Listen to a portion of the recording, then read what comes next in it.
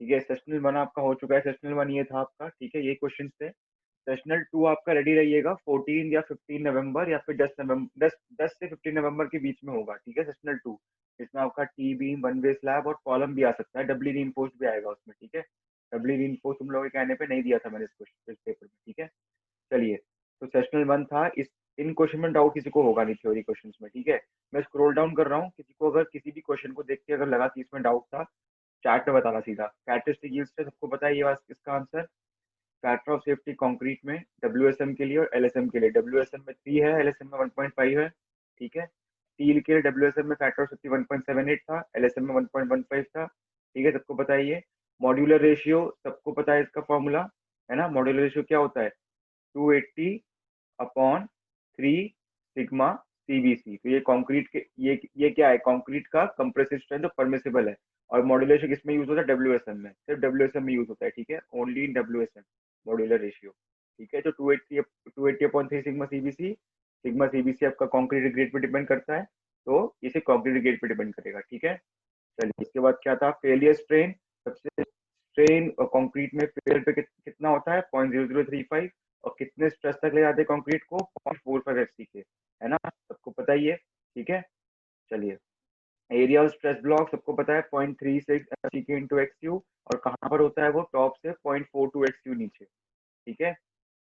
चलिए, lever arm depth in LSM सबको पता है, आप कंक्रीट के सेंट्रोइड से लेकर एरिया ऑफ स्टील के मिड तक, तो D-0.42 एक्स यू। और कितना परसेंट रीइंफोर्समेंट मैक्सिमम होता है, 4%, ठीक है, 4% ऑफ BD, ठीक है। कितना होता था, 4% ऑफ BD, ठीक है, बी ओवरऑल डेप्थ बी, ठीक है, ये होता था, ठीक है। चलिए आगे बढ़ते हैं। Find the value of development length for 20 mm dia steel with M25 concrete Fe415 steel in compression, तो हमारा रॉ फॉर्मूला क्या है, 0.87 FY into dia upon 4 tau BD। तो सबसे पहले तो HYSD दिया हुआ है, तो उसके लिए 1.6 से मल्टीप्लाई कर देंगे यहाँ पे। और कंप्रेशन दिया हुआ है, तो इंटू 1.25 कर देंगे, ठीक है। तो उससे आपका आंसर आ जाएगा। आंसर सबके मार्क में स्मॉल डी दिख रहा होगा आपको, ठीक है। चलिए आगे बढ़ते हैं। Tension reinforcement in RCB maintains the yield strength during loading before concrete। Steel पहले फेल कर रहा है कंक्रीट के, मतलब स्टील कम दी हुई है, और कम दी हुई मतलब बैलेंस सेक्शन से स्टील कम है, तो बैलेंस सेक्शन स्टील कम हुआ तो कितना होगा, अंडर reinforced होगा, ठीक है। चलिए, तो the following criteria for serviceability, सारे क्राइटेरिया होते हैं, डिफ्लेक्शन, क्रैकिंग, वाइब्रेशन, ये सारे सर्विसिबिलिटी में ही आते हैं, ठीक है। चलिए, plane section normal to axis remain plane after bending. इसकी वजह से क्या होता था, सबको याद है, जो आपका स्ट्रेन होता था वो बाई एक्सिस के बराबर होता था, ठीक है। एक मिनट, हाँ।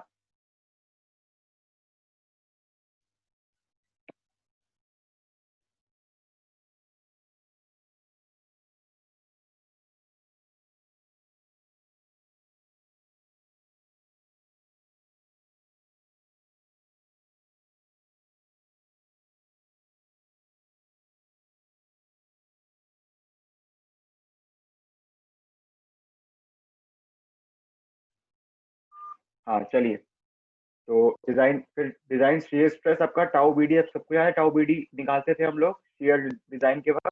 किस पे डिपेंड करता था, परसेंटेज टेंसाइल रीइंफोर्समेंट। और किस पे डिपेंड करता था, ग्रेड ऑफ कंक्रीट, है कि नहीं, सबको याद है, ठीक है। चलिए आगे बढ़ते हैं, ठीक है।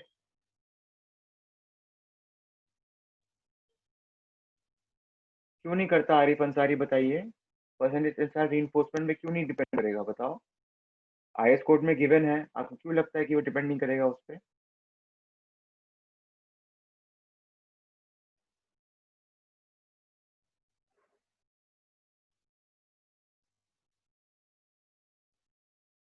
डिजाइन शियर स्ट्रेस पूछा हुआ है ना मैंने, आप बॉन्ड स्ट्रेस क्यों बता रहे हैं। अच्छा, टाउ बीडी लिख दिया मैंने इसमें, सॉरी गलती है, टाउ बीडी लिख दिया, टाउ डी लिखा होगा यहाँ पे, ठीक है। डिजाइन शियर स्ट्रेस नाम तो वही लिखा हुआ है ना। हाँ, वो उसके वजह से, ठीक है, कोई नहीं, अगर किसी को डाउट है तो मैं ये क्वेश्चन काट दूंगा, टाउ डी होगा ये, मैंने बी गलती से लिख दिया यहाँ पे, ठीक है, ठीक है। टाउ डी या टाउ सी जो भी होता है ये, ठीक है, टाउ सी, ठीक है, टाउ सी होगा ये, ठीक है, ये गलत यहाँ पे टाउ सी होगा, वरना नाम तो सही लिखा हुआ है ना मैंने, डिजाइन शियर स्ट्रेस, ठीक है। ठीक है ना, डिजाइन CSS से पूछा था मैंने यहाँ पे, वो नोटेशंस में मैंने गलती कर दी होगी। ठीक है, चलिए चलिए आगे बढ़ते हैं। कोई नहीं, अगर आप चाहते हो तो ये वाला ठीक है, मोहम्मद आरिफ अंसारी, आपका ये वाला क्वेश्चन मैं करेक्ट कर दूंगा, ठीक है, कोई दिक्कत नहीं है। Limiting moment resistance of Fe 500, पता है लिमिटिंग मोमेंट रेजिस्टेंस में क्या करते हैं हम, x लिमिटिंग डालते हैं, ठीक है, उसके बाद निकालते हैं, तो उसका आंसर पता ही होगा सबको। When the reaction against shear induces compression at the end support, मैंने कहा था जब एंड सपोर्ट पे कंप्रेशन होता है तो आपका शियर कहाँ का लेते हैं आप, D, D from the face of support. देखिए मैंने मिडिल भी दिया था, फेस भी दिया था, फेस ऑफ सपोर्ट से होता है डी, ठीक है, फेस ऑफ सपोर्ट से डी डिस्टेंस पे जो शेयर होता है उसको हम शेयर डिजाइन के लिए मानते हैं, ठीक है, आईएस कोड में गिवन है। वैसे हम लोग तो कहाँ करते थे, हम तो सपोर्ट पे लेते थे, ठीक है। अगर क्वेश्चन में गिवन रहा, क्वेश्चन में रहा कि कंप्रेशन इंड्यूस हो रहा है सपोर्ट पे और आप डी डिस्टेंस पे शेयर कोड लीजिए तो आप लेंगे, वरना आपको सिर्फ नोटेशन याद रखनी है, ठीक है, नॉर्मली हम सपोर्ट पे ही निकालते हैं वैसे, ठीक है। चलिए, अफेक्टेड है सबको पता है ना, L0 प्लस डी, ठीक है, या फिर L0 प्लस डब्ल्यू, जो भी छोटा होगा। तो डी यहाँ पे 400 mm का था और विड्थ यहाँ पे 250 mm का था, ठीक है, तो जो कम होगा उसी को ले लेंगे हम, ठीक है। चलिए,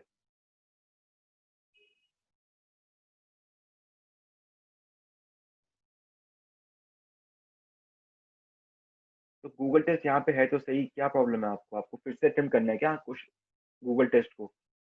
अगर मिसिंग तो दिखाएगा ही ना वो, क्योंकि टाइम लिमिट जा चुका है, अब नहीं टेस्ट दिखेगा आपको, ठीक है ना, टाइम लिमिट जा चुका है, अब टेस्ट नहीं दिखेगा आनंद आपको, ठीक है। मैं ये PDF अपलोड कर दूंगा आंसर की के साथ, ठीक है ना। चलिए आगे बढ़ते हैं, ठीक है। फिर यहाँ पे डेप्थ ऑफ न्यूट्रलाइसिस आपको डिटरमिन करना था, ठीक है, उसका फॉर्मूला पता है आपको, 0.36 B into F C K into X U is equal to 0.87 F Y into A S T, ठीक है। ये सारे गिवन है, देखो बी गिवन है, डी भी गिवन है, reinforced with 4 bars of 16 mm dia, तो हमारा ए एस टी भी गिवन है, FE 500 स्टील है तो एफ वाई भी गिवन है, एफ सी के 30 है, ठीक है, सबको पुट करके हम एक्स यू निकाल लेंगे, ठीक है। और ये अंडर रीइंफोर्स्ड है कि ओवर रीइंफोर्स्ड है वो भी आपको देखना था, उसके लिए क्या करेंगे आप, X U limiting is equal to 0.46 D होगा, क्योंकि FE 500 है, ठीक है ना, FE 500 है, ठीक है। सेशनल होगा आरिफ अंसारी एक और, ठीक है, सेशनल 2 सेशनल होंगे आपके फाइनल्स के पहले, ठीक है, ये लास्ट नहीं है, एक और सेशनल होगा आपका। चलिए, फिर सिंगली रीइंफोर्स्ड बीम था आपका, ठीक है, 300 कॉस 500 का, ओवरऑल डेप्थ गिवन है, इफेक्टिव कवर भी गिवन है, तो इससे आपको पहले डी निकालना था, ये डी गिवन है आपको बड़ा डी, तो इससे आपको पहले डी निकालना था, उसके बाद AST निकालना था यहाँ से, find the motor resistance using WSM है, यूजिंग WSM, ठीक है, ठीक है ना। Permissible strength sigma CBC given है, ठीक है, permissible strength sigma ST given है, ठीक है, तो सब सब सब पहले तो क्या करना था आपको, पहले ये निकालना था कि अंडर रीइंफोर्स्ड है कि ओवर रीइंफोर्स्ड है, ठीक है। अगर अंडर रीइंफोर्स्ड है तो किसके साइड से निकालते हैं आप, स्टील के साइड से, ठीक है, और ओवर रीइंफोर्स्ड है तो किसके साइड से निकालेंगे आप, कंक्रीट के साइड से, ठीक है। तो स्टील का फॉर्म सबको पता है, फॉर्मूला सबको पता है ना, क्या होता है, sigma ST into AST into D-N/3, ठीक है, और कंक्रीट का क्या होता था, half into sigma CBC into B, ठीक है, इंटू N इंटू D-N/3, ठीक है। एक मिनट, नहीं आशीष रंजन, नहीं कर रहा था वेरी, मैंने ऑप्शंस को वैसे ही बहुत दूर दूर के दे रखे थे, नहीं हो सकता कि वेरी कर रहा था, ठीक है। सारे क्वेश्चंस मेरे खुद के सॉल्व हैं, मेरे पास आंसर की भी पूरा है इसका, ठीक है। वेरी नहीं करना चाहिए आशीष रंजन, आपको थोड़ा सही से करते तो वेरी नहीं करता, ठीक है ना, कोई दिक्कत नहीं है, ठीक है। देखिए मैं तो अपना आंसर की देख रहा हूँ, उसमें मेरा अराउंड 70 के आसपास आया था, 70.6 के आसपास, ठीक है। हाँ आशीष ने बहुत लोगों के इसमें इसमें अच्छे नंबर आए हैं, ठीक है, कुछ लोगों ने कॉपी भी किया होगा, बट जिन लोगों के फुल आए हैं उन लोगों का मैच हुआ था, ठीक है, 70.6 ही आया होगा आपका, ठीक है। चलिए, ठीक है, तो ये सबको सबको पता है WSM से कैसे निकालना है, ठीक है। हाँ देखिए आंसर सेम आया था काफी लोगों का, ठीक है, तो आप चेक कर लीजिएगा एक बार, B/N/N/2 is equal to M into AST into D-N, ठीक है, इससे पहले N निकालेंगे, ठीक है, ठीक है, और फिर M sigma CBC upon sigma S T is equal to N C upon D minus N C. इससे आप क्रिटिकल न्यूट्रल एक्सिस निकालेंगे, ठीक है। ये आपका राउंड आएगा 175.86, ठीक है। और क्रिटिकल न्यूट्रल एक्सिस आएगा आपका 181.21। तो इन दोनों को कंपेयर करने के क्या पता लग रहा है कि ये अंडर रेनफोर्स्ड है। अंडर रेनफोर्स्ड किसके साइड से निकालेंगे हम? स्टील के साइड से, ठीक है। Sigma S T into A S T, तो देखिए मेरा आया था 460 minus 175.86 divided by 3 into 140 into 1256, ठीक है। 70.86 आया है, कोई दिक्कत नहीं है, ठीक है। 70.6 आया है, ठीक है मेरा यहाँ पे आंसर, ठीक है, कोई दिक्कत नहीं है। चलिए आगे बढ़ते हैं, ठीक है। Determine moment resistance of beam having dimensions है 350 mm डी दिया हुआ है मैंने यहाँ पे, ठीक है। और 550 mm ओवरऑल है, तो ओवरऑल से आप 50 mm एफ टी का माइनस करेंगे तो क्या आ जाएगा यहाँ से? डी आ जाएगा। डी आ गया कितना? 500 आ गया डी आपका, ठीक है। Beam is reinforced with 4 bars of 20 mm diameter, तो यहाँ से क्या निकालेंगे आप? ए एस टी, ठीक है। तो आपको क्या निकालना है यहाँ पे? एम यू निकालना है, ठीक है। एम यू निकाल लेंगे आप, इजी है ये क्वेश्चन, ठीक है। चलिए उसके बाद क्या है, फिर उसके बाद आरसीसी बीम, फिर से इसमें सिर्फ इफेक्टिव गिवन है। यहाँ पे क्या करना था आपको? पहले तो आपको एम यू निकालना था, फिर मोमेंट रेजिस्टेंस को आपको M U is equal to W U into L square by 8। और इसमें एल क्या है आपका? इफेक्टिव डेप्थ है, इफेक्टिव स्पैन है, ठीक है। इफेक्टिव स्पैन वो गिवन ही है यहाँ पे, ठीक है। तो इससे आपको डब्ल्यू यू निकालना था, ठीक है। चलिए बाकी यहाँ पे आज पार्टिसिपेंट्स काफी कम है, 27 पार्टिसिपेंट्स है, ठीक है। जितने ही बच्चे नहीं आए हैं एक बार बोल देना उनको, ठीक है, कि क्लास ज्वाइन कर ले अभी। अब फिर हम शुरू करने वाले टीवी और नया चैप्टर शुरू करेंगे। फिर जब डाउट्स आएगा तो एंटरटेन करना मुश्किल हो जाता है, जब बच्चे कम आते हैं तो, ठीक है। यार आपका शायद हर्षित है, तो हर्षित को बोल देना यार, हर्षित अगर आप हो क्लास में तो एक बार बोल देना बच्चों को, ठीक है। ये आ जाए वो क्लास में और नया चैप्टर शुरू होगा, ठीक है। चलिए तो नया चैप्टर स्टार्ट कर रहा हूँ मैं। चलिए सेशनल 1 के डाउट्स हो गए हमारे क्लियर, ठीक है।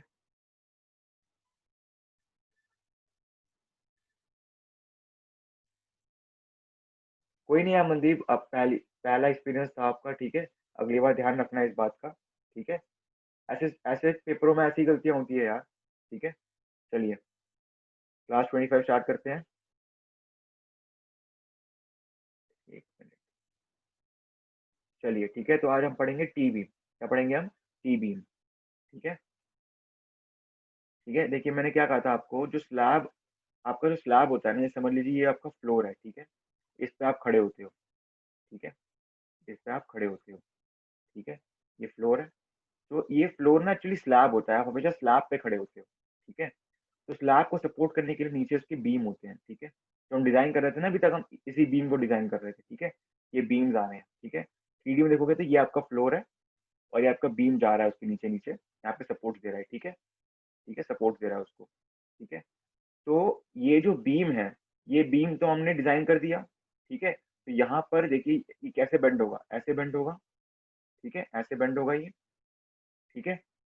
ठीक है, बेंड वाली चीज को हटा देता हूँ मैं, कंफ्यूजन होगी बेकार की, ठीक है। बेंड, अब आपको पता है कंप्रेशन कहाँ होता है, टेंशन कहाँ होता है? ऊपर कंप्रेशन होता है, ठीक है। बेंड नीचे की तरफ करेगा ना, और नीचे टेंशन। तो यहाँ पर जो स्लैब का ये एरिया है, मैं स्लैब का जो ये एरिया है ना, ये एरिया, ये तो बीम हो गया आपका पूरा, ठीक है। पर जो कंप्रेशन एरिया है बीम का, कंप्रेशन एरिया मतलब ऊपर वाला एरिया, उसमें स्लैब का कुछ एरिया जुड़ जाता है, ठीक है। ये एक्स्ट्रा एरिया है स्लैब का, एक्स्ट्रा एरिया है स्लैब का, ठीक है। जो बीम के कंप्रेशन एरिया के साथ जुड़कर कंप्रेशन को रेसिस्ट करेगा, ठीक है।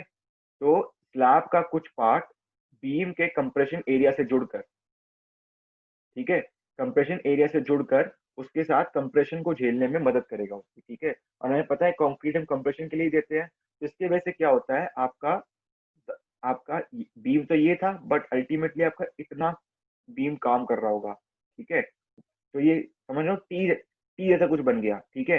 नीचे कुछ नहीं है, बट ऊपर कंप्रेशन एरिया इतना ही था आपका, पहले बीम इतना ही था, बट जो कि स्लैब का कुछ एरिया बीम के कंप्रेशन एरिया के साथ जुड़कर कंप्रेशन को जुड़कर अब कंप्रेशन को झेल रहा है, तो इसलिए वो अल्टीमेटली एक टी बीम बन चुका है। क्या बन चुका है? टी बीम, ठीक है। नीचे तो कोई एरिया एक्स्ट्रा नहीं आया है, यहाँ पर ये स्लैब के एरिया एक्स्ट्रा आए हैं, ठीक है ना। तो इसलिए ये अल्टीमेटली बन गया एक टी बीम। तो टी बीम में कहाँ एरिया, कितना एरिया लेते हैं, न्यूट्रल एक्सिस कहाँ पर होता है, टी बीम कहाँ कहाँ यूज करते हैं, वो सब हम आज समझेंगे, ठीक है। चलिए, बाकी टी बीम से आपको कोई न्यूमेरिकल नहीं आएगा, आपको बस ये थ्योरेटिकली समझना है, इसका बिहेवियर समझना है, ठीक है। ठीक है, चलिए आगे बढ़ते हैं। ठीक है, in RCC construction slab and beams are cast monolithically. Monolithically मतलब एक साथ, ठीक है।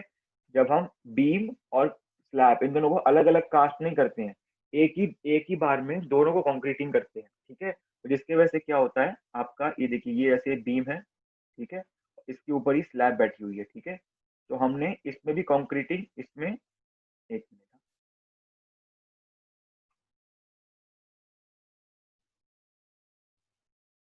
ठीक है, ये आपकी स्लैब बैठी हुई है इस पे, ठीक है। तो इसमें और इसमें दोनों में कंक्रीटिंग हमने एक साथ करा है, ठीक है।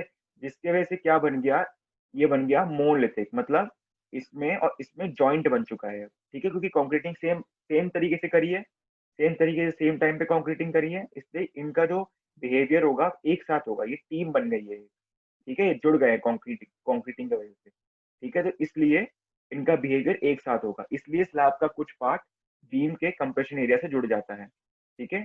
चलिए, in such a construction a portion of slab acts integrally with the beam and bends along with the beam under the load। ठीक है, मैंने कहा था स्लैब का कुछ पार्ट बीम के कंप्रेशन एरिया के साथ जुड़ जाएगा और उसके साथ बेंड करने लगेगा, इसके वजह से बीम का जो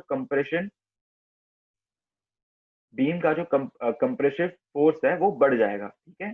चलिए, this phenomena seen beam supported slab system as shown in figure below. ठीक है, मैंने बताया था, ये देखिए ऊपर स्लैब है, ठीक है, ये आपका, ठीक है, ये आपका स्लैब है,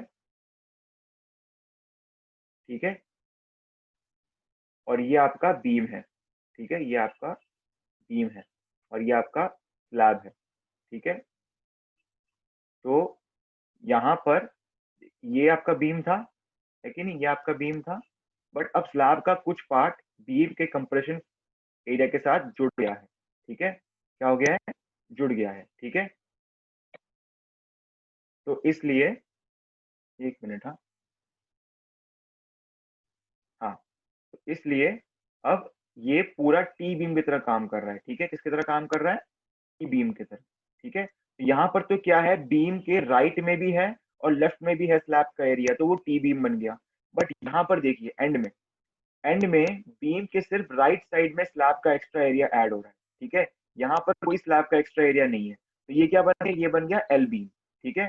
तो दो तरीके के बीम होते हैं जो आपके स्लैब के एक्स्ट्रा एरिया को जोड़ने के बाद बनते हैं, एक बनता है टी बीम जहां पे आपके बीम के दोनों तरफ स्लैब का एक्स्ट्रा एरिया बीम के कंप्रेशन एरिया में जुड़ जाता है, और एक होता है एल बीम जो एंड में जो बीम होते हैं, जैसे आप जहाँ पे फ्लोर खत्म हो गया आपका, समझ लीजिए यहाँ पे फ्लोर खत्म हो गया आपका, ठीक है, तो वहां पर बीम के जो कंप्रेशन एरिया है उसके सिर्फ राइट में स्लैब का एक्स्ट्रा एरिया है, ठीक है, तो वो जुड़ रहा है इसके साथ, तो ये क्या बन गया, ये एल बीम बन गया ना, एल बीम के टाइप का बन गया, ठीक है, समझ गए।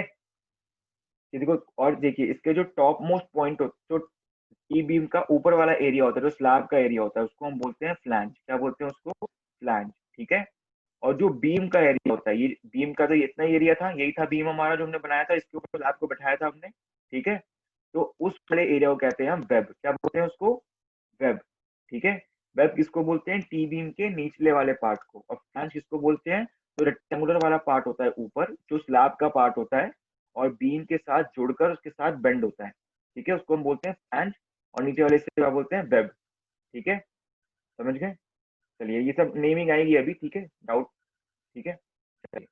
The portion of slab which act integrally with the beam to resist load is called flange of the T beam और एल बीम, ठीक है, बताया था स्लैब का वो वाला पार्ट जो बीम के साथ जुड़ता है, ठीक, मंदी सिंह अभी तो शुरू हुआ है टी बीम, ठीक है, कंप्रेसिव स्ट्रेंथ, टेंसाइल स्ट्रेंथ सब समझेंगे हम, ठीक है, ठीक है।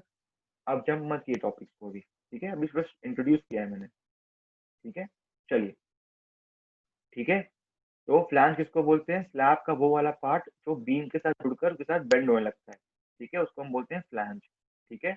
The portion of the beam below the flange is called web और rib of the beam. The intermediate beams supporting the slab are called T beam. मैंने कहा था जहां पर बीम के दोनों साइड पे स्लैब है, ठीक है, तो वो टी बीम बनाएंगे। और and the end beams are called as L beams, ठीक है। एंड में बीम के सिर्फ राइट साइड में आपका यहाँ पे देखो स्लैब है, लेफ्ट में स्लैब नहीं है, तो यहाँ पे सिर्फ एल बीम बन पाएगा, ठीक है।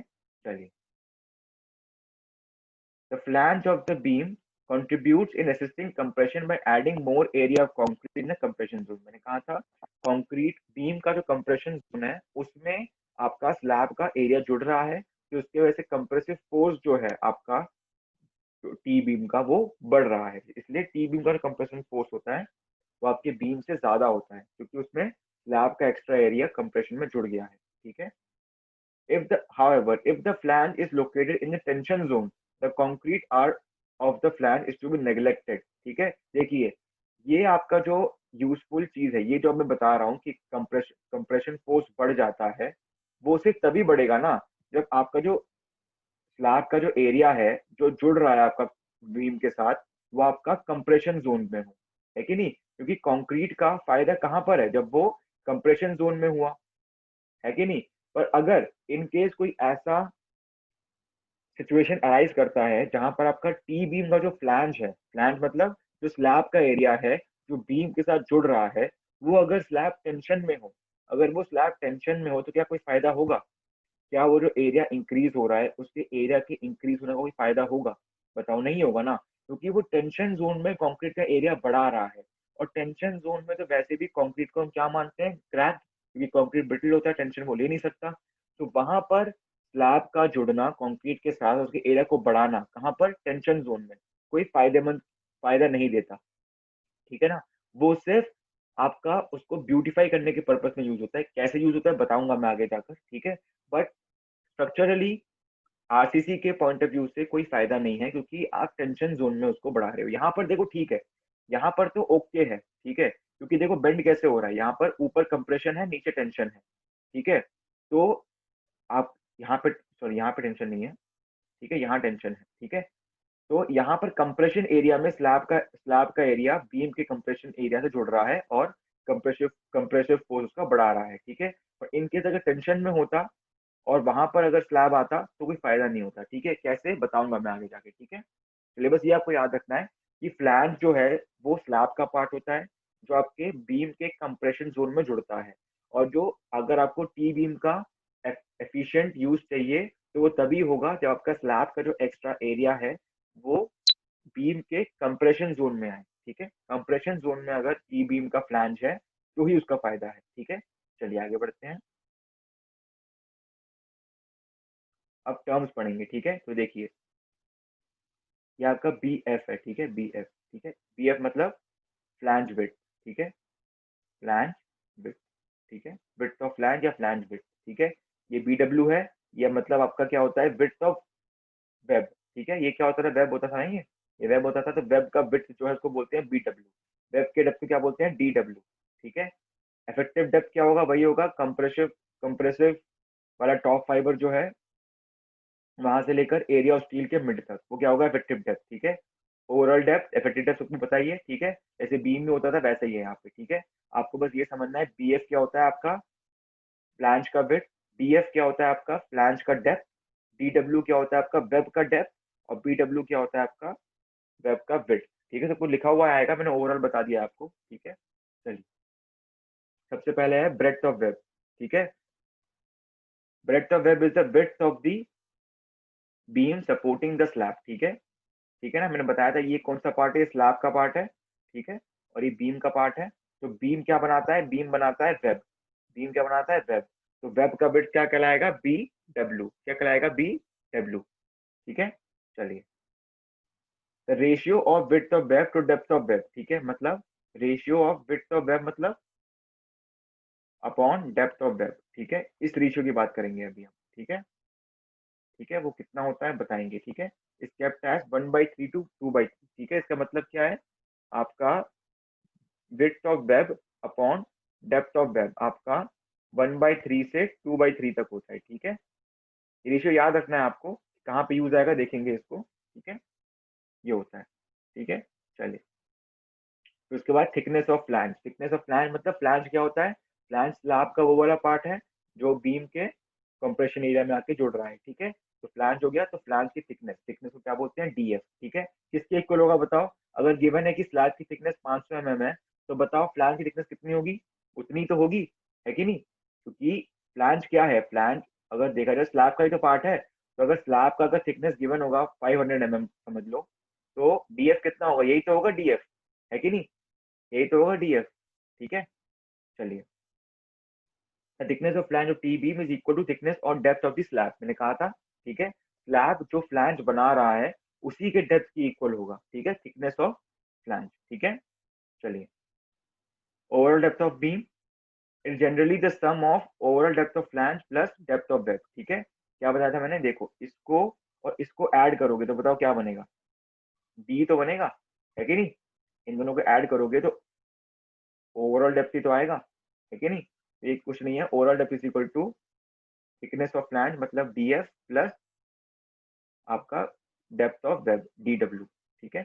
ये बोल रहा है, ठीक है। और कितना रखते हैं इसको, ये बताएंगे। 1/12 to 1/15 times the span. Span मतलब समझ लीजिए आपका ये स्लैब है, ठीक है, और ये बीम है, ठीक है। तो दो बीमों के बीच में जितना उसका लेंथ है उसको हम बोलेंगे स्पैन, ठीक है। ठीक है, और इस स्पैन के 1/12 टू 1/15 टाइम्स होगा आपका ओवरऑल डेप्थ, ठीक है। जो ओवरऑल डेप्थ है आपका वो 1/12 टू 1/15 होगा किसका? Of L. एल क्या है? स्पैन, ठीक है, ठीक है। तो ये कौन सा स्पैन है? या तो सेंटर सेंटर स्पैन होगा, या तो वो वाला स्पैन होगा जहाँ, या तो आपका वो वाला स्पैन होगा जहाँ बेंडिंग मोमेंट जीरो हो रहा होगा, ठीक है। कहाँ पे जीरो होता है, कैसे होता है, स्पैन कैसे निकालते हैं, समझेंगे हम, ठीक है, आगे जाके, ठीक है। अभी के लिए बस यह याद रखिए कि जो ओवरऑल डेप्थ होता है वो 1/12 to 1/15 times the span of the beam, ठीक है। चलिए, और continuous beam overall depth is assumed as. Continuous beam मतलब मैंने बताया था कंटिन्यूस बीम क्या होता है, कि आपकी स्लैब जा रही है, बहुत सारे बीम आ रहे हैं यहाँ पे, ठीक है। तो ये सपोर्ट्स पे एंड नहीं हो रहा है, सपोर्ट्स के आगे जा रहा है, सपोर्ट्स के भी आगे जा रहा है, ठीक है। इसको बोलते हैं हम कंटिन्यूस बीम, जहाँ पे बहुत सारे सपोर्ट्स होते हैं, और आपका जो स्लैब होता है, ये बीम ही तो है, ये बीम सपोर्ट की तरह काम कर रहा है, ठीक है, और ये स्लैब है आपका, ठीक है। तो स्लैब आपका बीम के ऊपर खत्म नहीं हो रहा है, वो आगे बढ़े जा रहा है, ठीक है। इसको क्या बोलते हैं? कंटिन्यूस बीम बोलते हैं। क्या बोलते हैं? कंटिन्यूस बीम, ठीक है। कंटिन्यूस बीम बोलिए, कंटिन्यूस स्लैब बोल लीजिए, ठीक है। चलिए, तो ओवरऑल डेप्थ में कुछ कुछ ये थंब रूल्स है, ठीक है। कोई मतलब मैंडेटरी नहीं है ये यूज करना, ये थंब रूल्स है कि ऐसा रखते हैं जनरली, ठीक है। Light load 1/15 to 1/20 of span, ठीक है। For medium load 1/12 to 1/15 of span, ठीक है। फॉर हैवी लोड देखिए, जितने लोड, जैसे लोड आपका बढ़ रहा है वैसे आपका जो ओवरऑल डेप्थ का वैल्यू है वो भी बढ़ रहा है कि नहीं? 1/15 टू 1/20 था पहले स्पैन का, फिर 1/2 टू 1/15 हुआ, है ना, फिर 1/10 टू 1/12 हुआ, ठीक है। Light load, medium load, heavy load कितना होता है, क्या होता है, वो सब क्वेश्चन में समझेंगे, ठीक है, ठीक है। चलिए, आगे बढ़ते हैं। इफेक्टिव विड्थ ऑफ फ्लैंज, ठीक है, बीएफ, ठीक है। इफेक्टिव विड्थ, इफेक्टिव विड्थ क्या होता है? इफेक्टिव विड्थ मतलब वो विड्थ जो आपका एक्चुअली बेंडिंग में काम दे रहा है, ठीक है। जैसे आपको तो कुछ विड्थ दी रहेगी क्वेश्चन में, ठीक है, जैसे समझ लीजिए बी आपका 1000 mm गिवन रहेगा, ठीक है। बट इफेक्टिव विड्थ निकालनी पड़ी आपको, वीएफ, इसी को यूज करेंगे हम एनालिसिस में, ठीक है। इसको यूज करेंगे हम एनालिसिस में। जरूरी नहीं है कि जितना बी गिवन है हमें क्वेश्चन में वो पूरा का पूरा काम करेगा आपका फ्लैंज के बिट के हिसाब से, ऐसा नहीं है। आपको इफेक्टिव बिट ऑफ फ्लैंज निकालना पड़ेगा, ठीक है। किससे निकालेंगे? निकालेंगे इसी से ही, और कुछ फॉर्मुलेज होते हैं वो डिपेंड करते हैं कुछ वैल्यूज पे, वो वैल्यूज क्या है समझेंगे हम, ठीक है। चलिए, बाकी एक काम करता हूँ, अभी सिर्फ 3 ही मिनट बाकी है इसका, मैं नया सेशन बनाता हूँ, आपको लिंक डालता हूँ, उस पर आइए, यहीं से शुरू करेंगे हम, ठीक है। नया सेशन बना रहा हूँ मैं, ठीक है, जल्दी जल्दी सेशन में ज्वाइन कीजिए। चलिए, रिकॉर्डिंग स्टार्ट कर दी है मैंने। इफेक्टिव विड्थ ऑफ फ्लैंज क्या होता है, यहीं पे खत्म किया था हमने लास्ट सेशन, ठीक है। तो क्या होता है? That portion of slab which acts integrally with the beam x tends on either side of the beam forming the compression zone, ठीक है। मैंने कहा था इफेक्टिव विड्थ ऑफ फ्लैंज वो विड्थ है जो आपका बीम के साथ काम कर रहा है और कंप्रेशन को फेस करने के लिए उसके साथ काम कर रहा है, ठीक है ना, इफेक्टिव विड्थ ऑफ फ्लैंज। ठीक है, कैसे निकालते हैं, क्या फॉर्मूला है, सब समझेंगे आगे जाके हम। ठीक है, एक मिनट, चलिए। The effective width of flange mainly depends upon the span of beam, thickness of slab and the breadth of the web। ठीक है, किस किस पे डिपेंड किया? ठीक है, स्पैन ऑफ बीम मतलब समझ, अभी के लिए इसको समझिए एल। ठीक है, थिकनेस ऑफ स्लैब मतलब क्या हो गया? D F. ठीक है, ब्रेड्थ ऑफ वेब मतलब क्या हो गया? B W. It also depends upon the type of load and support condition. ठीक है, सपोर्ट कंडीशन मतलब आपके सपोर्ट कंडीशन के हिसाब से ना स्पैन का वैल्यू चेंज होता है। ठीक है, कैसे होता है बताऊंगा। ठीक है, अभी के लिए याद रखिए, एक होता है एल, ठीक है, और एक होता है 0.7 एल। ठीक है, किसको कब यूज करते हैं अभी समझेंगे हम। ठीक है, कब यूज करके समझेंगे हम। ठीक है, दो वैल्यू होते हैं, एल होता है, 0.7 एल होता है। ठीक है, क्वेश्चन में हमेशा आपको एल गिवन रहेगा, आपको कब 0.7 एल यूज करना है वो आपको क्वेश्चन के हिसाब से पता लगेगा। ठीक है, बताऊंगा 0.7 एल कब यूज करते हैं। ठीक है, जनरली जब कंटिन्यूस बीम होता है ना, आपका कंटिन्यूस बीम बताया था मैंने, जो बीम सपोर्ट्स के ऊपर एक्सटेंड होता रहता है, सपोर्ट्स पे खत्म नहीं होता। ठीक है, तो उसको उस वक्त हम 0.7 एल लेते हैं। ठीक है, ठीक, कैसे लेते हैं जब बताऊंगा मैं आगे जाके। ठीक है, चलिए आगे बढ़ते हैं। ठीक है, इफेक्टिव विड्थ ऑफ फ्लैंज। ठीक है, आप समझ, बीएफ समझ गए थे हम। ठीक है, अब बीएफ के फॉर्मूले समझेंगे। ठीक है, effective width of flange should not be greater than the breadth of web plus half the sum of clear distances to adjacent beam on either side of the beam. कैसे दिखाता हूँ, देखिए, देख पा रहे हैं? इफेक्टिव विड्थ ऑफ फ्लैंज मतलब BF, ठीक है, should not be greater than the breadth of web. ठीक है, ब्रेड्थ ऑफ वेब क्या होता था हमारा? B W plus half the sum of clear distances. Clear distance मतलब आपका इस बीम के फेस से, एक मिनट, हाँ,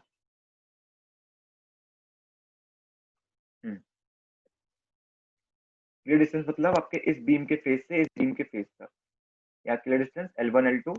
ठीक है, तो आपका जो बी एफ है, ठीक है, आपका जो बी एफ है वो B W plus L1/2 plus L2/2, इससे ग्रेटर नहीं होना चाहिए, should not be greater then. ठीक है, ठीक है, बीएफ का एक फॉर्मूला होता है, उस फॉर्मूले से बीएफ निकालने के बाद आपको इस चीज से चेक करना है। ठीक है, ये भी तब चेक करना है जब L1 L2 क्वेश्चन में गिवन हो। ठीक है, अगर नहीं गिवन होगा तो क्वेश्चन में सिंपली आपको बड़ा बी गिवन रहेगा, ऐसे गिवन रहेगा कि विड्थ आपका ये है बीम का। ठीक है, या फिर स्लैब का विड्थ कितना है। ठीक है, तो उसके हिसाब से आप बीएफ निकालेंगे, और फिर बीएफ जो निकालेंगे वो इससे बड़ा या फिर इससे, जो भी गिवन रहेगा, या तो L1 L2 गिवन रहेगा या तो बड़ा बी गिवन रहेगा। ठीक है, बड़ा बी और बीएफ में क्या डिफरेंस है समझेंगे आगे जाके। ठीक है, आप बस ये ध्यान रखिए कि आपका क्वेश्चन में विड्थ ऑफ स्लैब गिवन रहेगा। ठीक है, जो आपका उसके ऊपर बीम के ऊपर रेस्ट कर रहा है। ठीक है, पर उस विड्थ ऑफ स्लैब से कितना विड्थ एक्चुअली इफेक्टिवली बेंड हो रहा है उसके साथ, उसको बोलते हैं इफेक्टिव विड्थ ऑफ फ्लैंज। ठीक है, तो वो हमें निकालना पड़ता है, और वो कैसे निकालते हैं, किस फॉर्मूले से निकालते हैं, समझेंगे हम आगे जाके। ठीक है, ठीक है, आपको गिवन रहेगा, फ्लैंज विड्थ गिवन रहेगा, आपको गिवन रहेगा कि फ्लैंज का इतना विड्थ है। ठीक है, तो आपको उस फ्लैंज विड्थ से आपको पहले इफेक्टिव विड्थ ऑफ फ्लैंज निकालना है, और उसके बाद एनालिसिस करना है। ठीक है, कैसे करेंगे आगे जाके समझते हैं। ठीक है, चलिए, effective width of flange in compression zone। ठीक है, effective width of compression flange of the flange beam can be calculated as follows। ठीक है, तो पहले हम कंटिन्यूस बीम्स के लिए बात करेंगे। जब आपका कंटिन्यूस बीम मतलब जो आपका टी बीम है, जो आपका टी बीम है वो किसी बड़े स्लैब और बीम के कॉन्फ़िगरेशन का पार्ट है। ठीक है, जैसे ऐसे है। ठीक है, स्लैब जा रहा है तो ये एक टी बीम हो गया, ये एक टी बीम हो गया, तो ये किसी का पार्ट है ना, अलग तो है नहीं, ये किसी का पार्ट है ये। तो जब ये किसी का पार्ट हो, किसी स्लैब बीम वाले सिस्टम का पार्ट हो, तब कैसे निकालते हैं वो समझते हैं हम पहले। ठीक है, चलिए, तो ये आपका फॉर्मूला है फॉर टी बीम। अगर टी बीम है तो कितना होगा कंप्रेशन फ्लैंज का, मतलब effective width flange, B F is equal to L not by six plus B W plus six D F. ठीक है, अब एल नॉट क्या है बताता हूँ मैं आपको। ठीक है, देखिए, ये आपका स्लैब है। ठीक है, ये आपका स्लैब है, ये आपका बीम आया है, ये एक और बीम आया है, एक और बीम आया है। ठीक है, ठीक है, ये आपका बीम जा रहा है। ठीक है, अब देखिए बीम क्या होता है, ऐसे बेंड करता है, ऐसे बेंड करेगा, ऐसे बेंड करेगा। बताया था मैंने कि देख कंटिन्यूस बीम है, तो एक मिनट, हाँ, ऐसे नहीं करता हूँ मैं ड्रॉ, ठीक है।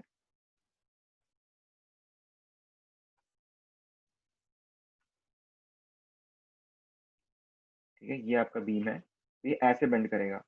ठीक है, यहाँ पे नीचे होगा, सपोर्ट को थोड़ा ऊपर आएगा क्योंकि नेगेटिव मोमेंट होगा वहाँ पे। ठीक है, तो इसका बेंडिंग मोमेंट डायग्राम कैसा होगा?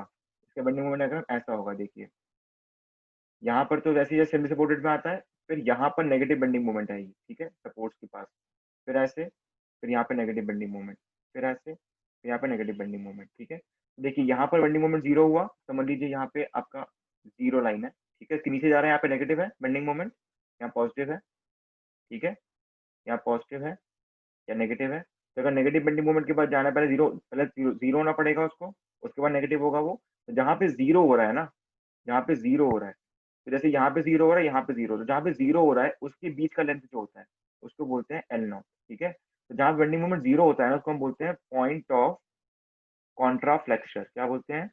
Point of contraflexion. वैसे आपने जब स्ट्रक्चरल मैकेनिक्स पढ़ा होगा तो पढ़ा होगा आपने पॉइंट ऑफ कॉन्ट्राफ्लेक्शन क्या होता है। ठीक है, आपको बस रिवाइज कर रहा हूँ। पॉइंट ऑफ कॉन्ट्राफ्लेक्शन क्या होता है? जहाँ पे बेंडिंग मोमेंट आपका जीरो हो जाता है। क्या हो जाता है? बेंडिंग मोमेंट जीरो हो जाता है। ठीक है, ठीक है, पॉइंट ऑफ कॉन्ट्राफ्लेक्शन क्या होता है? जहाँ पे बेंडिंग मोमेंट आपका जीरो हो जाता है। ठीक है, तो पॉइंट ऑफ कॉन्ट्राफ्लेक्शन जो है उनके बीच का डिस्टेंस जो है क्या बोलते हैं? L not. क्या बोलते हैं? L not. इसी एल नॉट को हम यहाँ पे यूज करते हैं। ठीक है, आपको निकालने की जरूरत नहीं पड़ेगी, क्वेश्चन में वो गिवन रहेगा। ठीक है, क्वेश्चन में आपको गिवन रहेगा, ऐसे गिवन रहेगा कि the distance between the point of contraflexion is, समझ लीजिए 2000 mm, तो वो आपका एल नॉट की वैल्यू हो जाएगी। ठीक है, बी डब्ल्यू क्या है, डी एफ क्या है, सबको पता ही है। ठीक है, एल नॉट मैंने समझा दिया आपको। ठीक है, ये क्वेश्चन में गिवन रहेगा आपको। ठीक है, चिंता मत कीजिए, बस आपको पता होना चाहिए बाउंड्री कॉन्ट्राफ्लेक्शन एक्चुअली होता क्या है, तो इसलिए मैंने आपको ये डायग्राम बना के दिखाया। ठीक है, चलिए आगे बढ़ते हैं।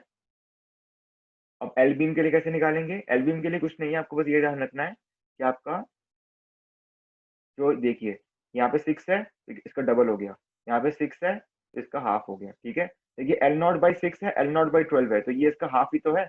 L not by 12, L not by 6 का हाफ ही तो है, तो यहाँ पर ये हाफ हो गया और यहाँ पर ये हाफ हो गया, और ये सेम टू सेम वैसा का वैसे ही आ गया बी डब्ल्यू।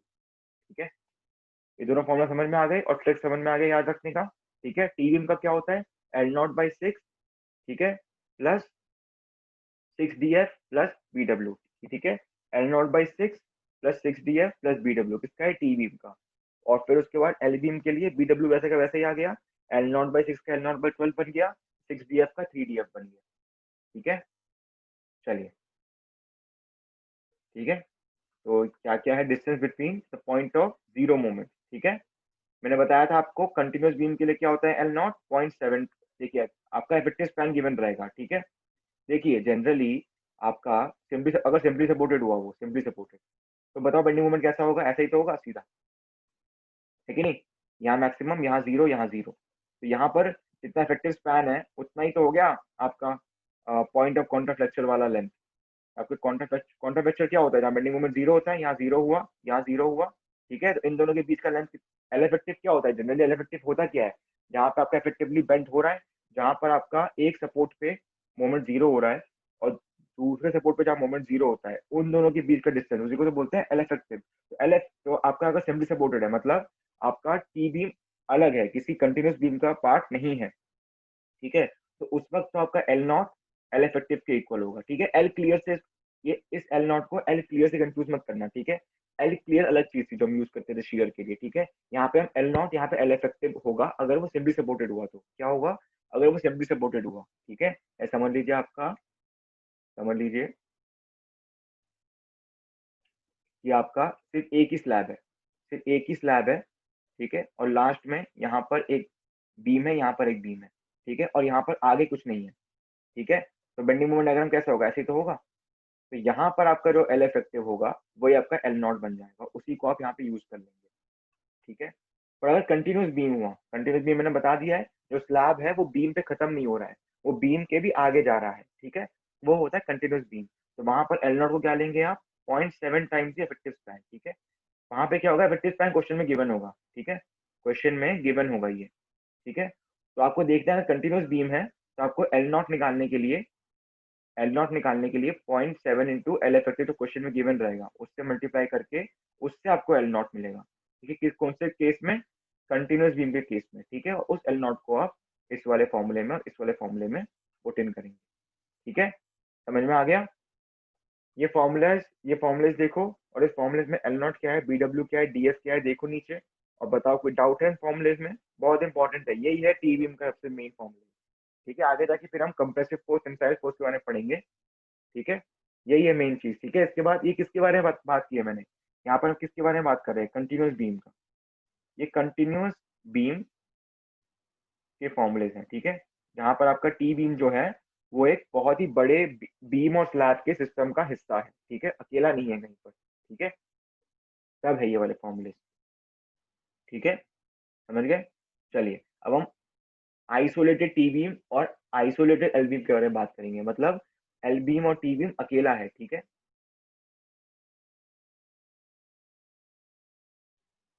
बिल्कुल यार, अगर वेब के डेप्थ वेरी कर रहे हैं तो आपको बिल्कुल उसी के हिसाब से आपको एल इफेक्टिव या फिर बी एफ की वैल्यूज आपको निकालने पड़ेंगे, ठीक है। चलिए आगे बढ़ते हैं, हम बढ़ेंगे आइसोलेटेड बीम्स के लिए, ठीक है, जहां पर आपका टी बीम या एल बीम किसी बड़े स्लैब बीम का हिस्सा नहीं है, ठीक है। वो आइसोलेटेड है, एक ही जगह पर कहीं पे टी बीम बना हुआ है आपका, ठीक है। तब कैसे निकालते हैं, effective width shall be obtained as below, but no case but in no case greater than the actual width, मतलब आपका क्या आएगा, फ्लैंज का एक विड्थ गिवन रहेगा क्वेश्चन में, ठीक है। समझ लीजिए वो है आपका क्वेश्चन में गिवन रहेगा बड़ा बी, ठीक है। तो क्वेश्चन में गिवन होता है आपका, अगर क्वेश्चन में सिर्फ गिवन है फ्लैंज विड्थ इतना है, ठीक है, तो उसका मतलब आपको बड़ा भी गिवन है, वो बी एफ गिवन नहीं है आपको, ठीक है। अगर क्वेश्चन में गिवन है कि वो इफेक्टिव विड्थ ऑफ फ्लैंज है, तो आपको वो बी एफ गिवन है, फिर आपको बी एफ निकालने की जरूरत नहीं है, ठीक है। पर जनरली क्वेश्चन में सिर्फ आपका फ्लैंज का विड्थ गिवन रहता है, ठीक है, फ्लैंज का विड्थ, इफेक्टिव विड्थ नहीं, सिर्फ फ्लैंज विड्थ, तो वो बड़ा बी होता है, ठीक है। तो उससे हम बी एफ निकालते हैं, ठीक है। कैसे निकालते हैं, फॉर्मुलेस देखते हैं। उसको निकालने के बाद आपको ये चेक करना है कि बी एफ जो आपने निकाला वो कहीं बी से बड़ा तो नहीं हो गया, ये कभी नहीं होगा, ठीक है। आप बी से बी एफ को निकालेंगे और ये भी चेक करेंगे कि जो बी एफ निकला है आपका, वो आपका बड़े बी जो एक्चुअल बिट गिवन है क्वेश्चन में उससे बड़ा ना हो, ठीक है। कंफ्यूजन हो रही है, एक क्वेश्चन कराऊंगा मैं, समझ लेंगे उससे, वैसे न्यूमेरिकल नहीं आएगा आपके पेपर में, बट फिर भी आपके ये सब अंडरस्टैंडिंग के लिए छोटा सा न्यूमेरिकल करा लेंगे, ठीक है।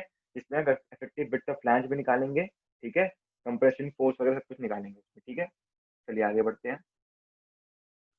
अब आइसोलेटेड टी बीम के लिए B F is equal to L not upon L not by B plus 4 plus B W, ठीक है। ये जो बी गिवन है ना, ये बोल रहा है बड़ा बी, ठीक है। बड़ा बी या सिंपली बी, ठीक है, कुछ भी समझ लीजिए, दोनों सेम थिंग है, ठीक है। मैंने बड़ा बी बोला है, यहाँ पर छोटा बी लिखा हुआ है, ठीक है। ये छोटा बी जो है ये गिवन रहेगा क्वेश्चन में, ठीक है, ये आपको गिवन इन क्वेश्चन रहेगा, ठीक है। और एल नॉट मैंने बताया था आपको, जो कॉन्ट्राफ्लेक्चर के बीच का जो लेंथ है, ठीक है, कॉन्ट्राफ्लेक्चर के बीच का जो लेंथ है, कॉन्ट्राफ्लेक्चर क्या होता था, यहाँ पर बेंडिंग मोमेंट आपका जीरो होता था, ठीक है।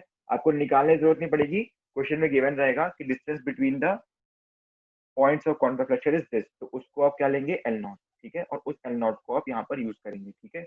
बी डब्ल्यू को पता है क्या होता है, विड्थ ऑफ वेब, ठीक है। चलिए, तो ये आपका आइसोलेटेड टी बीम के लिए हो गया। एल बीम के लिए कैसे करेंगे, बी डब्ल्यू वैसे का वैसे ही रहेगा, एल नॉट के साथ आप पहले टर्म के साथ आप हाफ मल्टीप्लाई कर इसके साथ आप हाफ मल्टीप्लाई कर दीजिए और बी डब्ल्यू वैसे का वैसे ही रहेगा, ठीक है।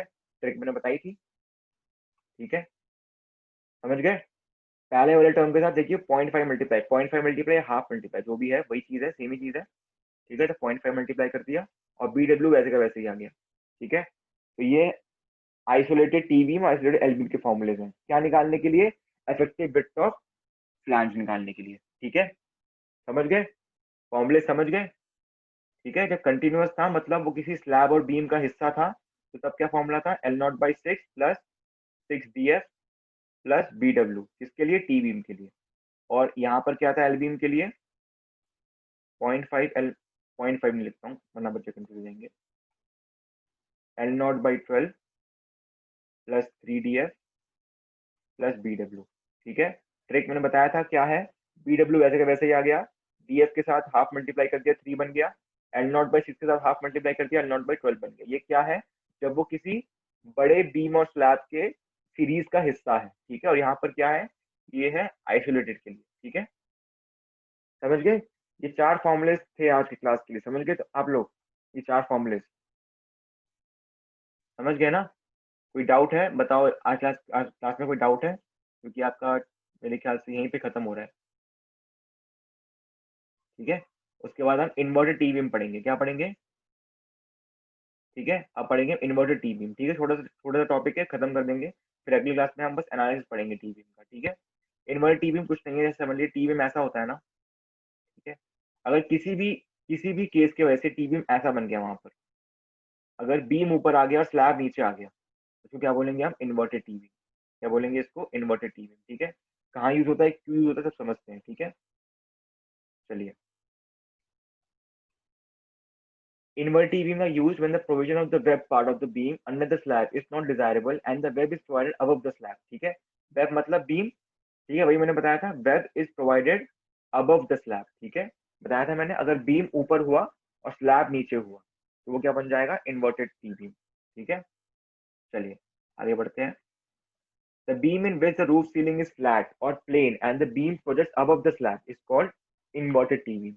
है ना? ऐसे मान लीजिए आपका छत बन रही है, छत का ये स्लैब है। ठीक है, तो जनरली क्या होता है, बीम नीचे होता है। ठीक है, तो आपको दिखेगा कि छत के नीचे आपको दिखेगा कि बीम जा रहे हैं। ठीक है, बट इन केस अगर बीम नीचे ना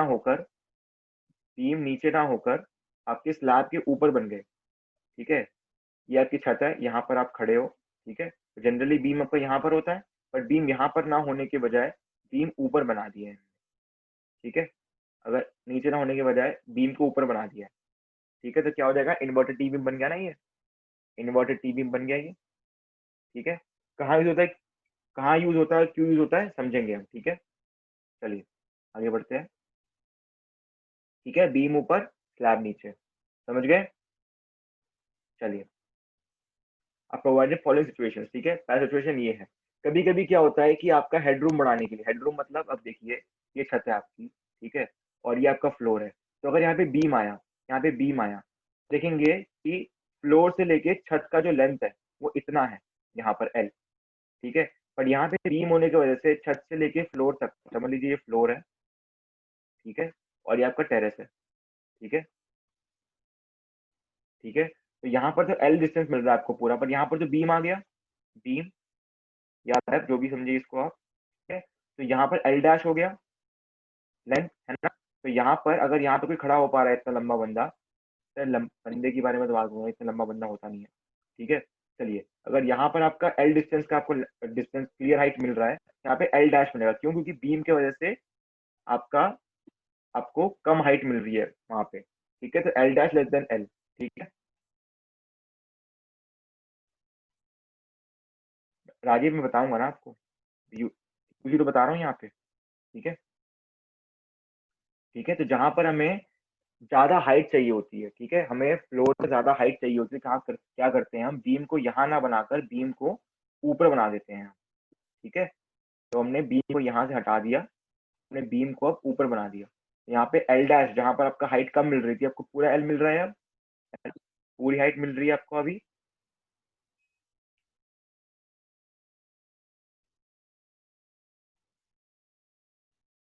अभी समझोगे राहुल, आपको बहुत डाउट्स आएगा, समझेंगे आप। ठीक है, पहले समझ लो यार, फिर डाउट्स पूछो यार। डाउट्स पूछने के लिए मैं लास्ट के 5 मिनट देता हूँ ना आप लोगों को। ठीक है, तो यहाँ पर हमने बीम प्रोवाइड कर दिया। ठीक है, यहाँ पे बीम प्रोवाइड कर दिया हमने। ठीक है, समझ गए? यहाँ पे कॉलम्स होंगे, कॉलम्स तो होंगे ना यहाँ पे सपोर्ट करने के लिए स्लैब को। ठीक है, कॉलम्स होंगे यहाँ पे, और जो बीम्स है जो हम यहाँ पर देते थे सपोर्ट करने के लिए, वो यहाँ पर नहीं है अब। ठीक है, वो यहाँ पर नहीं है, बीम को हमने ऊपर दे दिया है। ठीक है, और क्या फायदा हुआ इससे, हमारा जो हाइट है, जो फ्लोर का हाइट है वो बढ़ चुका है अब। ठीक है, ठीक है, तो ये गिवन है यहाँ पे, the slab is on tension side and if of no use unlike proper T-beam where part of slab resist in compression। ठीक है, देखिए क्या बता रहा है ये, जनरली क्या होता है, ये आपका स्लैब होता है और ये आपका बीम होता है। ठीक है, तो बीम के कंप्रेशन एरिया में आपका स्लैब का एरिया आ गया और बढ़ गया इसका एरिया, तो इससे क्या हुआ, कंप्रेशन फोर्स बढ़ गया कि नहीं? कंप्रेशन फोर्स आपका बढ़ गया है कि नहीं? बट आपका इन्वर्टेड टी बीम में क्या हो रहा है, इन्वर्टेड टी बीम में ये है स्लैब और ये है बीम। ठीक है, जो बीम के नीचे आ रहा है स्लैब, है कि नहीं? बीम के नीचे आ रहा है, बीम के नीचे क्या होता है, टेंशन, है ना? तो टेंशन एरिया में आके स्लैब का एरिया जुड़ रहा है कि नहीं? तो यहाँ पर ये सिर्फ मैंने बताया था आपको कि जब आपका स्लैब टेंशन एरिया में आके जुड़ जाता है ना? स्लैब आपका कौन से एरिया में जुड़ गया है? टेंशन एरिया में। तो इससे फायदा क्या हुआ? फायदा ये हुआ कि आपका यहाँ पर फ्लोर है, आपको हाइट ज्यादा मिल गई, आपको हाइट ज्यादा मिल गई। ये छत है आपकी, ठीक है, ये आपकी छत है, ये टेरेस है आपकी, और टेरेस में ये काम कर रहे हैं हम लोग, ये बीम को ऊपर प्रोवाइड कर रहे हैं, ठीक है, और ये आपका फ्लोर है। पर पर अगर स्ट्रक्चरली देखें, जो बहुत लोगों ने अभी बोला कि स्लैब हम कहाँ देते थे? कंप्रेशन जोन में, जहाँ से कंप्रेसिव फोर्स बढ़ता था। बट यहाँ पर हमने कहाँ दे दिया स्लैब को? टेंशन जोन में दे दिया। तो अगर टेंशन जोन में स्लैब दे दिया आपको, तो स्लैब किस चीज, कंक्रीट का है, तो वो तो कोई फायदा देगा नहीं, है ना? कोई फायदा देगा कि नहीं फायदा नहीं देगा यहाँ पे। तो ये सिर्फ और सिर्फ हमारा, अगर हमें हाइट बढ़ानी है फ्लोर की, सिर्फ और सिर्फ उसी के लिए यूज आएगा। वरना स्ट्रक्चरली आरसीसी के पॉइंट ऑफ व्यू से कोई फायदा नहीं है इसका, ठीक है। आपने बीम को ऊपर प्रोवाइड कर दिया, जिसकी वजह से क्या हुआ? स्लैब जो है बीम के टेंशन एरिया में आके जुड़ रहा है, तो कोई फायदा नहीं है इसका, ठीक है।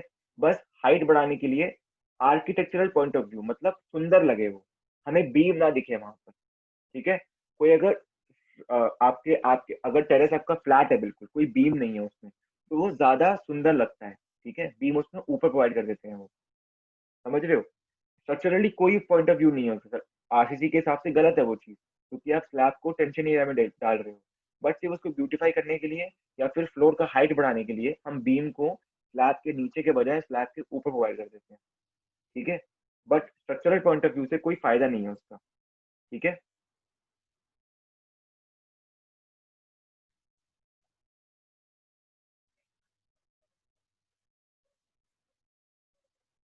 देखिए, अगर ऊपर नहीं देंगे तो बीम को स्लैब को सपोर्ट करने के लिए तो कुछ चाहिए ना, कि टंगेगा किससे स्लैब, बताओ आपका? एक टाइप ऑफ हैंगर ही तो हो गया, टंग तो गया ना ऊपर से कम। टंगेगा कैसे फिर आपका स्लैब, बताओ? स्लैब रुकेगा कैसे वहां पर, ये बताओ, है ना? स्लैब रुकेगा कैसे? इसमें देखिए, इसमें कुछ नहीं कर रहे हैं हम, मैंने बताया था आपको। देखिए क्या होता है, जैसे आपका ये कोई स्लैब है, कोई बीम समझ लीजिए, बीम का लेंथ बीम का लेंथ जितना ज्यादा होगा, वो उतना ही डिफ्लेक्ट करेगा, है कि नहीं? ये सबको पता है, उतना ही डिफ्लेक्ट करेगा। जितना उसका क्लियर लेंथ ज्यादा होगा, उतना ही डिफ्लेक्ट करेगा वो ज्यादा, है कि नहीं? तो उसके डिफ्लेक्शन को रोकने के लिए हम लोग क्या देते हैं? बीम दे देते हैं ऊपर, ठीक है। ताकि अब वो यहाँ से लेकर यहाँ से डिफ्लेक्ट नहीं करेगा, वो यहाँ से यहाँ डिफ्लेक्ट करेगा, फिर ऊपर चला जाएगा बीम की वजह से, फिर यहाँ से यहाँ डिफ्लेक्ट करेगा, बीम के ऊपर से यहाँ पे ऊपर चला गया, ठीक है। इतना डिफ्लेक्ट करेगा, डिफ्लेक्शन कम कर दिया हमने उसका, ठीक है। तो बस ये एक फायदा है कि डिफ्लेक्शन कम हो जाता है स्लैब का, ठीक है। वरना स्लैब बीम का कोई भी स्ट्रेंथ नहीं बढ़ा रहा है, बीम सिर्फ स्लैब का जो लेंथ है, कंटिन्यूस लेंथ, उसको कम कर रहा है, ठीक है। तो डिफ्लेक्शन कम कर रहा है बस, ठीक है।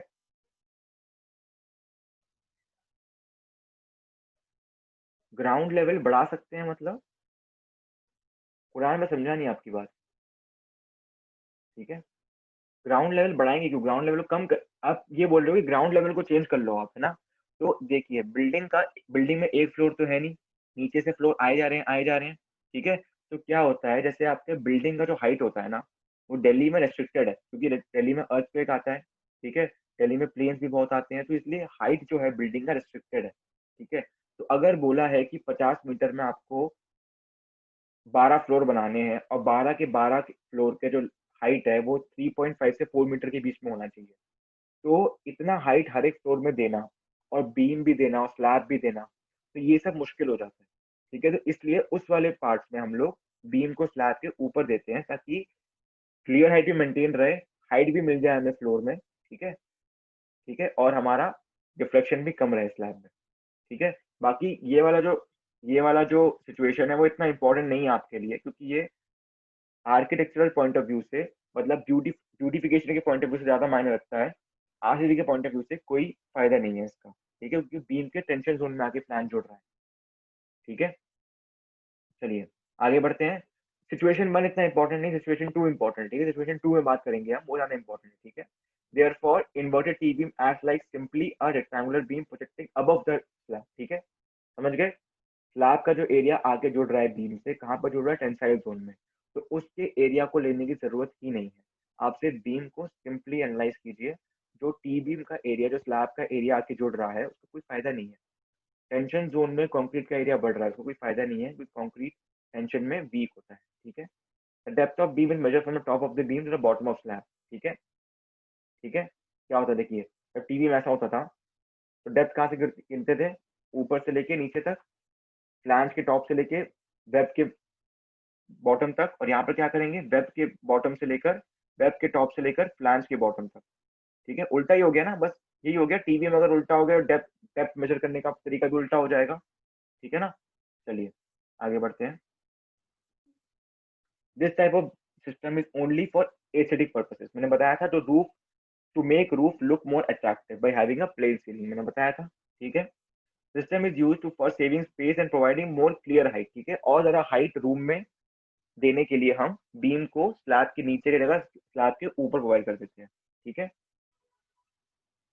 This type of T beam roof system is popular for architect but not for structural designer, structural designer मतलब हम लोग आरसीसी वाले बंदे, ठीक है। हम लोग डिजाइन करेंगे तो बताएंगे कि नहीं, ये चीज सही नहीं है, क्योंकि आपका जो फ्लैंज का एरिया है वो बीम के टेंशन एरिया में आगे जुड़ रहा है, तो कोई फायदा नहीं है इसको देने का। बट आर्किटेक्ट बोलेगा कि हमें ज्यादा हाइट चाहिए, हमें सुंदर चाहिए, हमें छत बिल्कुल प्लेन चाहिए, फ्लैट चाहिए, हमें कोई बीम दिखना नहीं चाहिए, तो उस पॉइंट ऑफ व्यू से आपको अगर बीम ऊपर देंगे तो उस पॉइंट ऑफ व्यू से ठीक है, बट आरसीसी के पॉइंट ऑफ व्यू से कोई फायदा नहीं है इसका, ठीक है। चलिए, situation two important, situation two पे ध्यान दीजिएगा, ठीक है। सिचुएशन टू, अब देखिए क्या बताया था मैंने, ये आपका स्लैब है ना, और ये ऊपर टीवी मारा है, ठीक है। तो हमें क्या चाहिए, हमें अगर फायदा चाहिए तो फायदा कैसे आएगा हमारे पास टी बीम का, बताओ। तभी आएगा ना जब ये स्लैब जो है वो इसके टी जो बीम है उसके कंप्रेशन जोन में अगर स्लैब आगे जुड़े तो ही फायदा है, ठीक है। तो ये बताओ, अब से एक क्वेश्चन पूछता हूँ, हमने कैंटिलीवर पढ़ा था, कैंटिलीवर बीम पढ़ा था ना, इनमें से पढ़ा था। कैंटिलीवर में ये बताओ कंप्रेशन कहाँ पर होता था, ऊपर की नीचे, फटाफट चैट में आंसर दो। कैंटिलीवर में, ये कैंटिलीवर है आपका, ठीक है, कैंटिलीवर ऐसे बेंड होता है, ठीक है।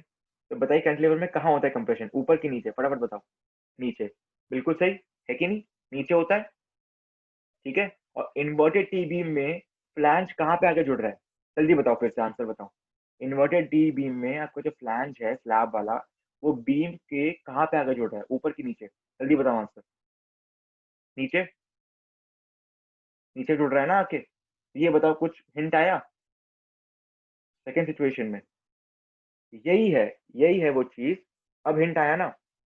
इन्वर्टेड टी बीम आरसीसी के पॉइंट ऑफ व्यू से जहां पर हमारा दोनों फायदा हो, एक तो बीम आपको ऊपर रहे, आपको ज्यादा हेड स्पेस मिल जाए, और दूसरा जो स्लैब आ रहा है वो आके बीम के कंप्रेशन जोन में आके जुड़े, वो फायदा भी आ जाए, तो दोनों फायदे हैं इसमें, आर्किटेक्ट भी खुश है और हम भी खुश हैं, आरसीसी डिजाइनर्स भी खुश हैं, ठीक है। समझ गए ना, ये सिचुएशन टू यही है कि कैंटिलीवर में अगर आपका टी बीम बन रहा है तो उसमें अगर आप बीम को ऊपर दे दोगे और स्लैब को नीचे रखोगे तो इन्वर्टेड टी बीम बन जाएगा, ठीक है। और कैंटिलीवर में कंप्रेशन कहाँ पर होता है, नीचे होता है, तो जो आपका फ्लैंज है स्लैब है वो बीम के नीचे में नीचे आके जुड़ा, ठीक है, जहाँ पे कंप्रेशन है तो कंप्रेशन एरिया भी बढ़ गया, है कि नहीं, और हेड स्पेस भी मिल गया हमें, ठीक है। समझ गए, सिचुएशन टू यही है, यही इंपॉर्टेंट है, एग्जाम एग्जाम में यही पूछेंगे आपसे, ठीक है ना। यही क्योंकि आरसीसी में इंपॉर्टेंट ही ये सिचुएशन है, ठीक है। चलिए अब डायग्राम देखते हैं, समझ सब लोग गए, समझ सब लोग समझ गए हैं, ठीक है। ये देखिए डायग्राम, समझ रहे हो क्या भाई, ठीक है। समझ लो कि यहाँ कोई बिल्डिंग है, समझ लीजिए कि यहाँ पे कोई बिल्डिंग है, कोई बड़ी सी बिल्डिंग है, ठीक है। और ये इस बिल्डिंग का छज्जा है, समझ लीजिए छज्जा है बिल्डिंग का, और यहाँ पर एंट्रेंस है जहाँ से आप आ रहे हो। आप आपको समझ में आ रहा है कुछ, अब कुछ याद आ रहा है, कहीं पर देखा है ये, कभी कभी कहीं पर देखा है, किसी बिल्डिंग में घुस रहे हो उसका छज्जा बाहर आ रहा है, कभी बारिश हो रही हो कि छज्जे के नीचे, किसी छज्जे के नीचे जाके आप छुप गए, तो कुछ याद आ रहा है छज्जा कहाँ पर है, कहाँ पर छज्जा होता है, कैंटिलीवर कैसे बनता है, समझ में आ रहा है ना। बारिश हो रही है, छज्जे में नीचे जाके छुप गए, है ना, तो उसको हम क्या बोलते हैं, पोर्च बोलते हैं, क्या बोलते हैं उसको, पोर्च, ठीक है। ये जनरली आपके एंट्रेंस में होता है, ठीक है, जनरली आपका एंट्रेंस में होता है। अब बड़े बड़े होटल्स देखेंगे ना, बड़े बड़े होटल्स में भी बाहर की तरफ एक प्रोजेक्शन आ रहा होता है, जिसके ऊपर ये लोग घास वास उगा उगा देते हैं, ठीक है, यहाँ पे घास वास होती है यहाँ पे, ठीक है, घास वास उगा देते हैं, ठीक है, या फिर स्विमिंग पूल होता है इसके ऊपर, ठीक है, ऐसा कुछ होता है, ठीक है। तो वहां पर क्या होता है, यहाँ पर कोई सपोर्ट नहीं होता, यहाँ पर सपोर्ट है, किससे सपोर्ट ले रहा है, बिल्डिंग से, ये बिल्डिंग है आपकी, ठीक है, बिल्डिंग से सपोर्ट ले रहा है वो, ठीक है, पर आगे की तरफ कोई सपोर्ट नहीं है, यहाँ पे कोई सपोर्ट नहीं है, तो क्या बन कैंटिलीवर बन गया, कैंटिलीवर बन गया, कैसे करेगा बेंड, ये ऐसे करेगा बेंड, ठीक है। तो यहाँ पे कंप्रेशन हो गया, ठीक है। तो ये बीम है आपकी, तो बीम का कहाँ कंप्रेशन हो गया यहाँ पे, क्लियर से पूछ लेते यहाँ पे, यहाँ कंप्रेशन या टेंशन है कि नहीं, क्योंकि कैंटिलीवर है ये, और कंप्रेशन एरिया में आके कौन जुड़ गया, स्लैब जुड़ गया, तो ये बन गया आपका टी बीम, है कि नहीं, बीम ऊपर स्लैब नीचे, इन्वर्टेड टी बीम बन गया। समझ में आ गया इसका बिहेवियर, इसका बिहेवियर समझ में आ गया ना, ठीक है। तो सेकेंड वाला सिचुएशन ज़्यादा इंपॉर्टेंट है, ठीक है। चलिए अब यहाँ पे देखते हैं क्या क्या लिखा हुआ है, ठीक है। चलिए मैंने बना दी कैनपी, कैनपी बोल सकते, कैनपी क्या होता है आपका, कैनपी जनरली क्या होता है, एक मिनट, एक मिनट। कैनपी जनरली क्या होता है, जैसे कि पेड़ है, ठीक है, ये पेड़ है आपकी, ठीक है, ये पेड़ है, ये पेड़ की पत्तियां हैं, यहाँ पे आके बैठ गए, ठीक है, यहाँ पे आके बैठ गए, इसको बोलते हैं कैनपी। कैनपी एक तरीके का छाया होता है, क्या होता है, छाया देते हैं ना, ये क्या दे रही है, छाया दे रही है ये। तो इसी तरीके से क्या होता है, आपका जो ये बिल्डिंग बनी हुई है कोई, ठीक है, तो बिल्डिंग के बाहर एक कैंटिलीवर पोर्च आ रहा होता है, पोर्च या फिर कैनपी, ठीक है, यहाँ पर आके आप छाया ले सकते हो, है कि नहीं, यहाँ पे खड़े हो जाते हो आप, छाया लेते हो, तो बारिश आपके ऊपर नहीं आती है। तो यहाँ पर आपका ये होता है, यहाँ पर बीम्स आ रहे होते हैं, ठीक है, ये बीम्स आ रहे होते हैं, ठीक है, और ये स्लैब है आपका, ठीक है। तो इसको क्या बोलते हैं, कैनपी बोलते हैं, क्या बोलते हैं इसको, कैनपी, ठीक है। यहाँ पे देखिए, यहाँ पे कोई सपोर्ट नहीं है, कोई सपोर्ट नहीं है, तो कैसे बेंड करेगा ये, ऐसे बेंड करेगा, है कि नहीं। यहाँ पे टेंशन, यहाँ पे कंप्रेशन, कंप्रेशन एरिया में कौन आ गया जुड़कर, स्लैब आ गया, तो स्लैब आ गया तो क्या बन गया, ये इन्वर्टेड टी बीम बन गया, है कि नहीं, इन्वर्टेड टी बीम बन गया, है कि नहीं। यहाँ पे देख रहे हो आप, ये तीन कैंटिलीवर बीम्स हैं, है कि नहीं, ये तीन कैंटिलीवर बीम है, और यहाँ पे आके स्लैब जुड़ गया इनके साथ, है कि नहीं, यहाँ पे इनके साथ आके स्लैब जुड़ गया, तो क्या बन गया, इन्वर्टेड टी बीम बन गया कि नहीं बन गया, बन गया ना, ठीक है, समझ गया ना इसका बिहेवियर। चलिए ठीक है, एक मिनट यार, क्या कर दिया मैंने, हाँ, as shown in the figure canopy supported by three cantilever beams, ठीक है, ये आपकी कैनपी है, ठीक है, ये कैनपी है आपकी, ठीक है। तो ये सपोर्टेड किससे है, तीन कैंटिलीवर बीम सपोर्ट कर रहे हैं इसको, ठीक है। आकाश मोनोलिथिक का मतलब मैंने बता दिया था आपको, ठीक है। अगर कभी आपको short note on monolithic construction में बता सकते हो आप, कि जहां पर आपका स्लैब और बीम एक साथ कास्ट हो रहे हैं, ठीक है, एक साथ दोनों ही कंक्रीटिंग हो रही है, ठीक है, ठीक है। फ्लैट सीलिंग दे दिया ना, बीम नीचे नहीं है ऊपर है, तो नीचे की तरफ फ्लैट हो गया छत आपका, ठीक है। Compression flange of beam is at bottom, क्योंकि कैंटिलीवर एक्शन है कि नहीं, कैंटिलीवर है तो नीचे होगा कंप्रेशन फ्लैंज उसका। तो flange action of slab is effective and beams A B C will act as T beam inverted, ठीक है, समझ गए। तो इन्वर्टेड टी बीम का सेकंड सिचुएशन समझ में आ गया सबको, सेकंड केस समझ में आ गया इन्वर्टेड टी बीम का, ठीक है।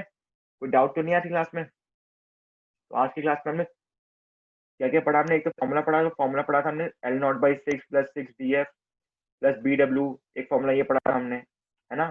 फिर फॉर्मूला पढ़ा था हमने L not upon L not by B plus four plus B W, ठीक है, टीबीम के लिए, ये था आइसोलेटेड टीबीम के लिए, और ये था कंटिन्यूस टीबीम के लिए, ठीक है। और इसी से आप एल बीम बनाने का, एल बीम का फॉर्मूला बनाने का तरीका मैंने बता दिया है आपको। इसके साथ हाफ मल्टीप्लाई कीजिए, इसके साथ हाफ मल्टीप्लाई कीजिए, एल बीम का फॉर्मूला आ जाएगा आपका, ठीक है। उसके बाद हमने इन्वर्टेड टी बीम पढ़ा था, ठीक है, समझ गए। आज का क्लास समझ गए सब लोग ना। तो मैं करता हूँ आज की क्लास, ठीक है। नेक्स्ट क्लास में हम फॉर्मूलाज पढ़ेंगे, इसका एनालिसिस ऑफ टी बीम पढ़ेंगे, ठीक है। और एक और बताऊँ, इस चैप्टर से न्यूमेरिकल नहीं आएंगे आपके, ठीक है। तो अगर न्यूमेरिकल मैंने पढ़ाया है तो सिर्फ आपके समझने के लिए पढ़ाऊंगा, वैसे न्यूमेरिकल्स इस चैप्टर से नहीं आएंगे, इस चैप्टर से सिर्फ थ्योरी आएगी, ठीक है। नेक्स्ट क्लास में सिर्फ मैं बता दूंगा कंप्रेशन फोर्स कैसे निकालते हैं इसका, ठीक है। कर दूंगा, असाइनमेंट चेक कर दूंगा, कोई चिंता मत कीजिए आप, असाइनमेंट चेक कर दूंगा आप लोगों का, ठीक है। चलिए तो क्लास एंड कर रहा हूँ मैं, ठीक है, चलो बाय बाय।